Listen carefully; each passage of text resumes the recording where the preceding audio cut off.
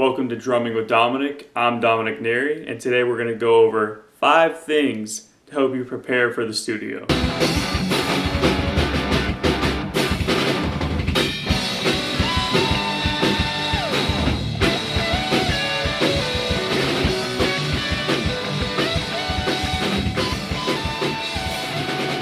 So I actually just got back from the studio yesterday.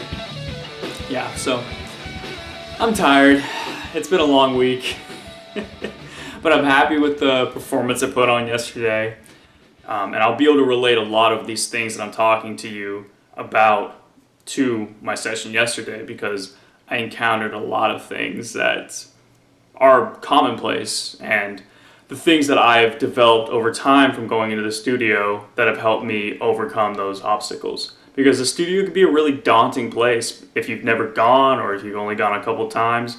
Hell, even if you've gone a lot, just to know that you're about to put something on, record forever, it can be kind of intimidating, but at the same time, it presents a great opportunity, and that's where I have a lot of fun with it. So the first place I would start if you're going to be going into the studio, whether it be for 1 song, 3 songs, an EP, an album, doesn't matter. You want to start with a cerebral approach of, is the music I'm about to put out what I want?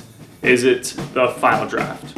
And so this is going to be more about the writing of the song. I'm going to make an entirely different video when it comes to actually composing drum parts, but just as a standard approach towards getting prepared for the studio, you want to make sure whatever you're about to drill and get ready, you want to make sure that that is the final version that you're going to be taking to the studio.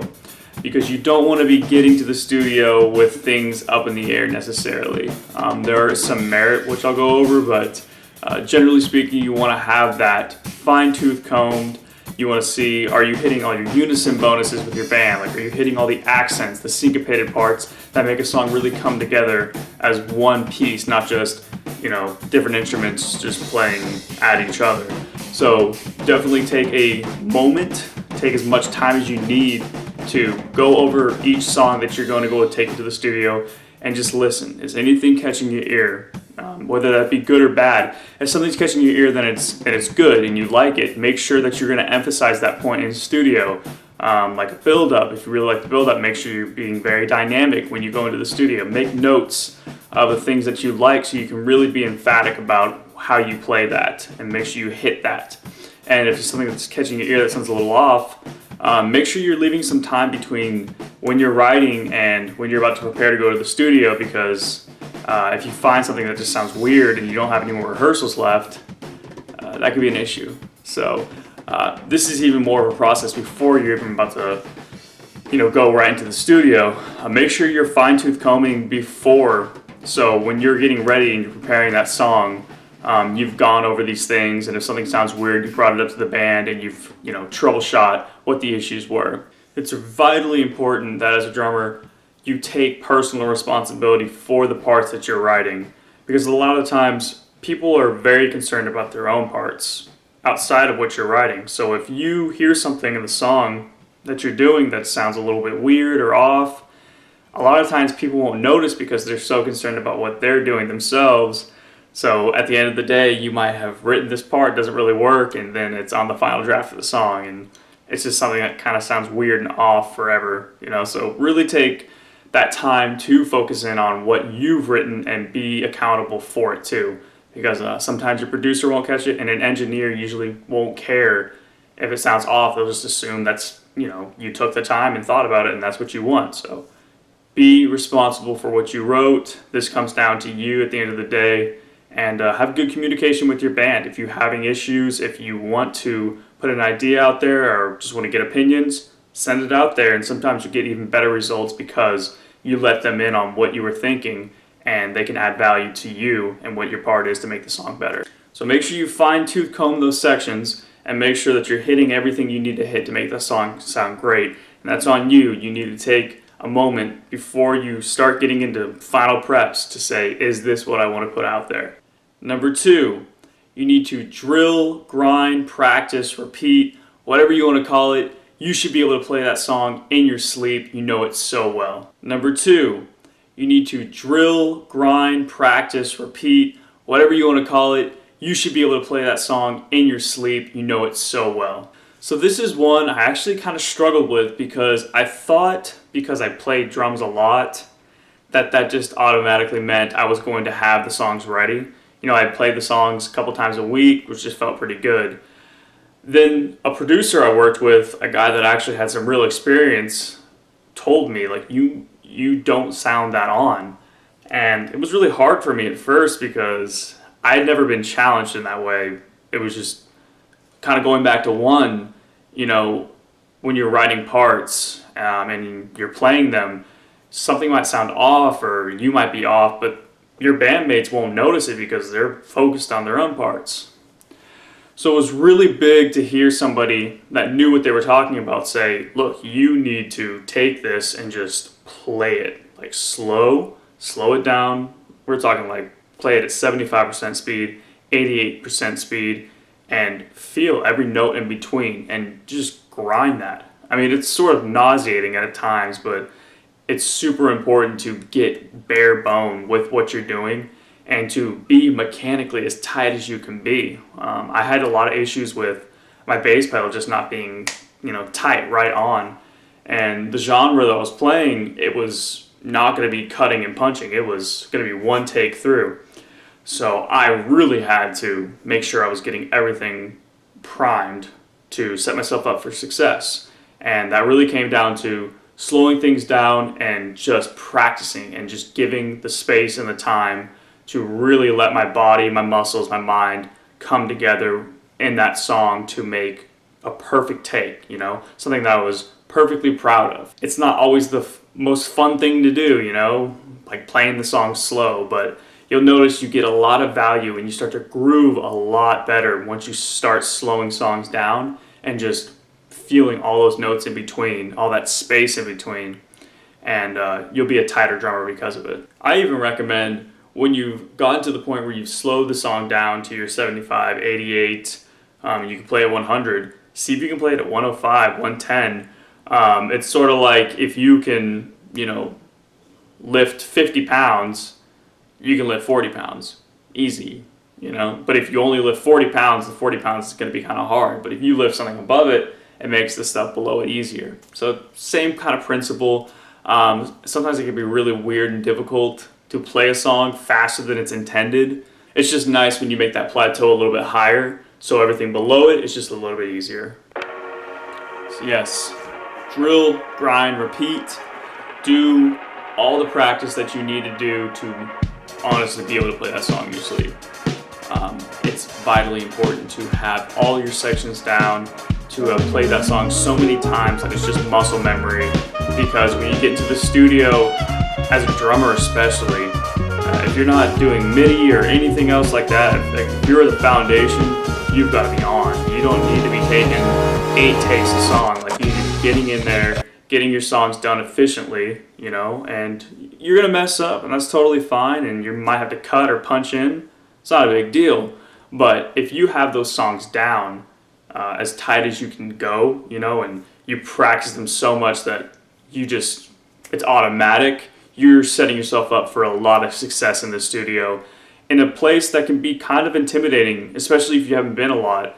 The easiest thing to do to get yourself more comfortable in the studio is you just fucking know that song. Know it so well that regardless of where you are, you can play that song. Another good way to practice your music in preparation for studio and even a live gig is to take the performance that you would like to have and completely visualize that and perform it in your head the way you would want it to happen. And it's actually pretty difficult for me. I haven't talked to a lot of people about this. I know it's a useful technique just to visualize success, but for me, it can actually be kind of difficult to think about everything going perfectly. What would that look like? What would that sound like? The more you can get descriptive in your mind about how it would go, how it would feel, what every note is going to be, you are really taking it to the next level. But it's difficult because, first of all, you're thinking about everything that you have to do, which you're going to have to do anyway, but you're now making a conscious decision to focus on that, which can be a lot more difficult than just drilling it and then subconsciously letting things happen. But if you consciously think about every single thing you're going to have to do, it can be pretty difficult just because there's so much going on.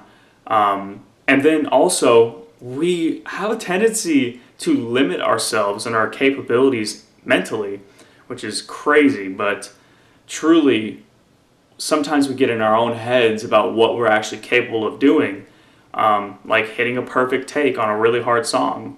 We'll think that thought, and our body will respond to it in kind. So if you can actually take your mind and get into a state where you can visualize and you can be as present as possible in a future moment and think about exactly what it's like to hit that song perfectly, to hit every single note, to feel every single note, and you play a perfect performance through, that is a game changer. You will thrive if you're able to do that. So take the practice.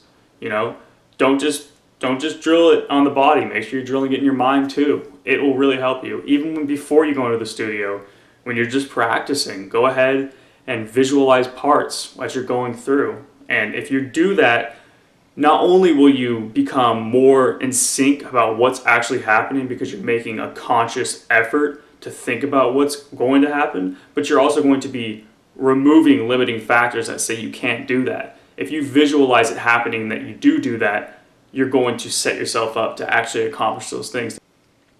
Number 3, prepare physically for the studio.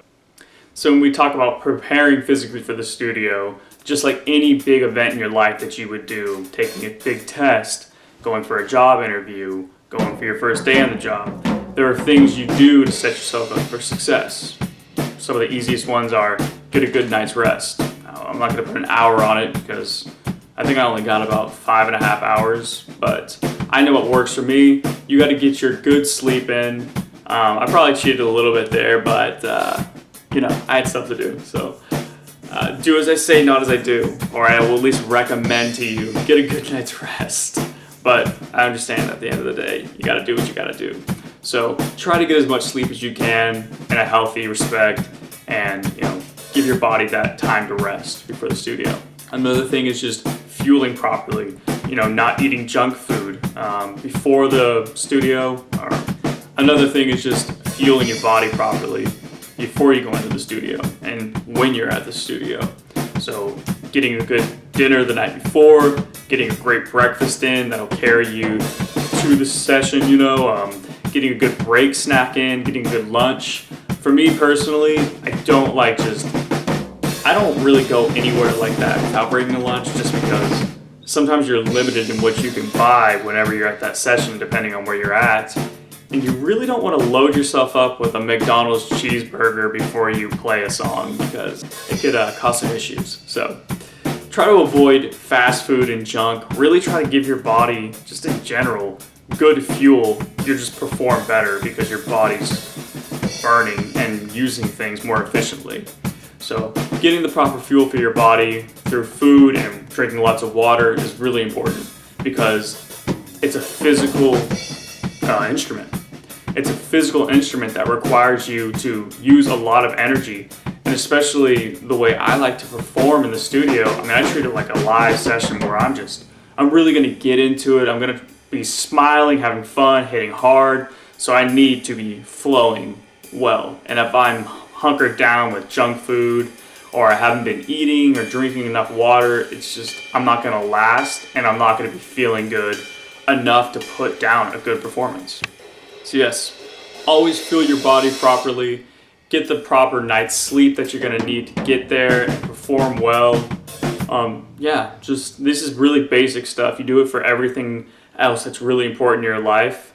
If you're going into the studio and it's important to you, you should treat it the same way. Do those things to set your body up for success, which will also set your mind up for success. And you need both of those things to work together if you're going to put on a good performance. Number 4, be adaptable, be flexible, because as you might have discovered pretty early on in music, or maybe just life in general, things very often do not go the way you planned. So to be able to have a strong mental fortitude to say, okay, something has gone wrong, but I gotta roll with it. To be able to do that is to set yourself up for success.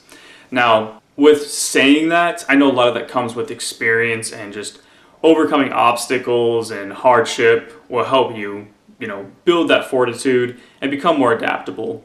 But really, you just want to find a good headspace and just be prepared for things to go a little bit out of order, to be a little bit wacky.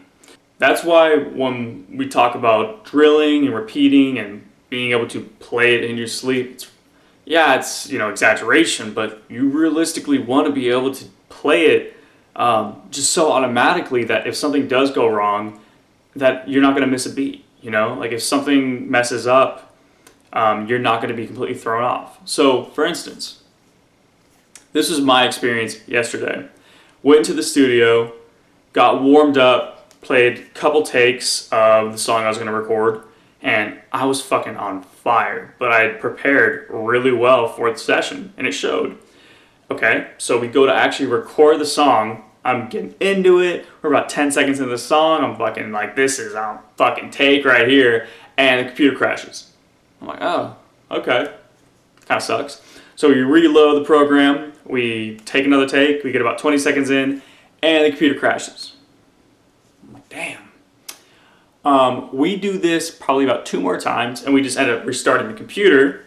So let's just take a halftime report here. I have warmed up. I'm totally ready to go. I'm thinking about how much energy I'm putting into every single take because I'm trying to put on my best performance. I mean, I'm just, wide open, mouth, just fucking smiling, having so much fun, and nothing has actually been recorded yet. And I'm like, damn, it's kind of annoying because at this point I'm just feeling like I have takes that are totally good enough, in my opinion, to like put on a record. Like I'm super happy with how it's going. But at the same time, I knew that the one thing I couldn't do is be a victim or bitch about it because it wasn't going to solve anything. I could be mad that things weren't going the way I wanted it to go, but that wouldn't make my next take any better. It would make it worse. So we continued on, and the computer ends up crashing anywhere from 2 to 4 more times. And eventually, this kind of sucks, but we just have to start doing cuts. So I would get 30 seconds into the song with a good take, and then it would crash. And then I just had to punch in for another 30 seconds. And this is like a 4-minute song. So we ended up punching in probably like 5 times. And here's the thing. That's not ideal. If you've played, if you've recorded before, a lot of great performances come from a singular, phenomenal performance with maybe some punching in of parts you might have messed up. But you want to get usually like a one singular performance because it all carries the same energy. Here's the thing. I didn't have that available to me. That just wasn't going to be what it was that day. Something challenged me, something went wrong, and what I had to do was call upon my practice and my headspace to say, look, it's okay. Punch me back in, give me that countdown, and just go back into it. And that's really where preparing is so big.